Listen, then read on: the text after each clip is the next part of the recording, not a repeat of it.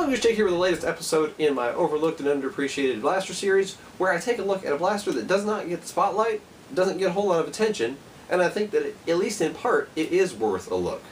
And this time I'm featuring the Dart Zone Legend Fire, also sold under the Adventure Force brand if you buy it through Walmart. But it is a Primetime Toys product, which is Dart Zone.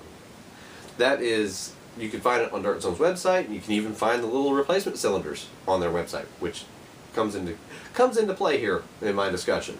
But what is it? It is a slamfire blaster, as in slamfire only. This trigger is just for looks. You can actually take it apart, take the blaster apart and remove that if you would rather have just a better hold here. I have it because I wanted to feature it in a couple of videos, and it doesn't really get in my way personally. I don't have huge chunky hands. I have large hands, but they're not really big hands, as in the size of my fingers. But in all sense, pretty comfortable to hold. Slamfire only. Works well. Doesn't actually have much in the way of air restrictors, so it has pretty good performance despite not having the biggest spring load in it. I actually range around the mid-70s with this, having shots firing all the way up to the high 70s. So when I've done my chronograph testing, it's a little hard to do because you've seen my chronograph on the channel probably.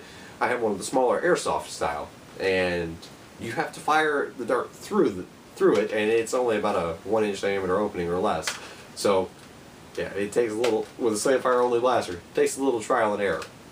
But I've got from mid-70s to high 70s, depending on the dart, and that's about it, because this thing fires very consistently.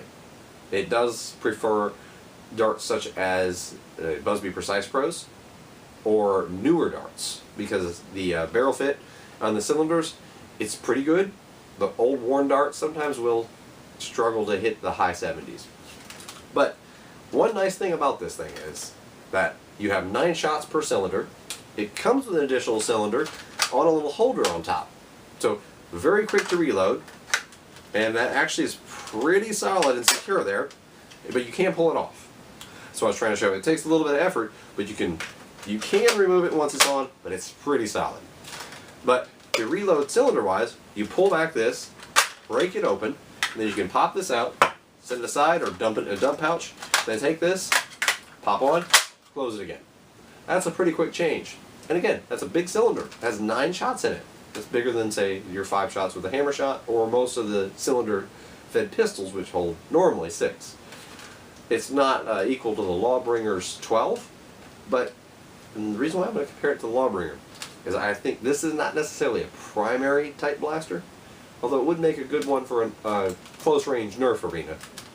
Actually, it would be very good in that kind of atmosphere, where you're scavenging darts off the ground and you don't carry necessarily a whole lot of gear on you, but having the cylinder mounted up here, where you could quickly just grab this, pop it on, swap back and forth, reload this one when you're behind cover, and then run this one until it's dry, do a swap, set that aside, pop this off, go back in, and then that kind of rate of fire is nice to have in close range engagements. And you don't have to have, supreme accuracy, which is of course the downfall of slamfire blasters.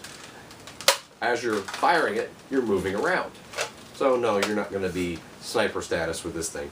But having the double cylinders, and going back to what I was mentioning earlier, being able to buy extras on Dart Zone's website is nice. You could keep a dump pouch over here on your left side. Don't even have this thing mounted up there.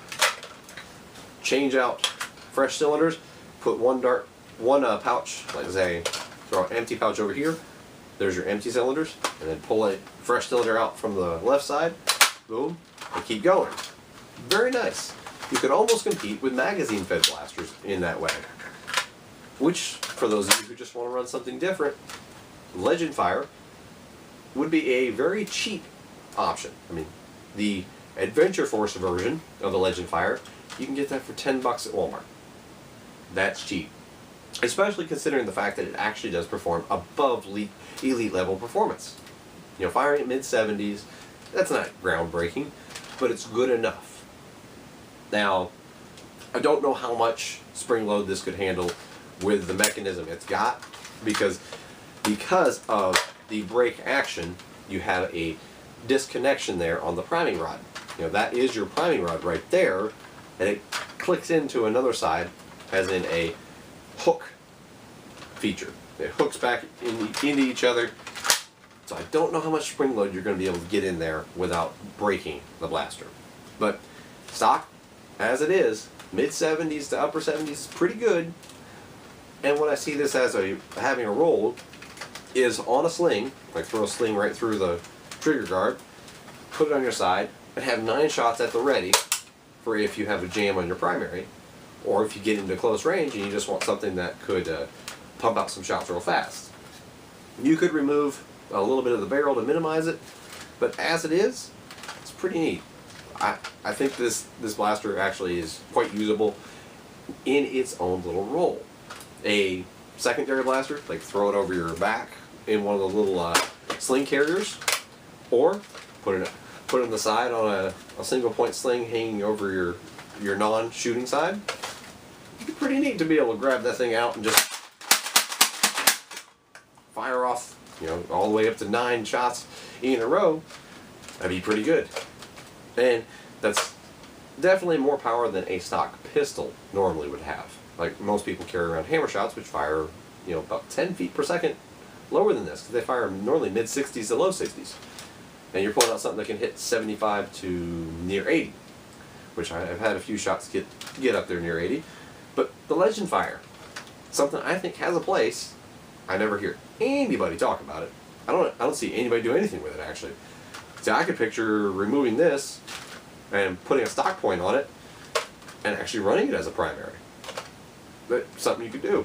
Like I said, gather up, like, say, 10 or 12 of the additional cylinders, keep them in a dump pouch on one side, and then take your empty ones, throw them in a pouch on the other side. No magazines, no chest rig, just a couple of dump pouches. For those of you who don't want to go all tactically crazy, something to think about. But that's the Dart Zone Legend Fire, as I fight with that to get it back on there. Mine's a very tight fit, by the way. Some are not. But the Dart Zone Legend Fire, also available as the Adventure Force Legend Fire, and definitely has a place. And I think you should check it out, even if you're not into Slamfire blasters. It's just fun, and it's cheap enough you can try it out. And if you didn't like it, throw it in the loaner bin. This is MongooseJake with my latest episode of the Overlooked and Underappreciated Blasters. Hope you enjoyed watching this.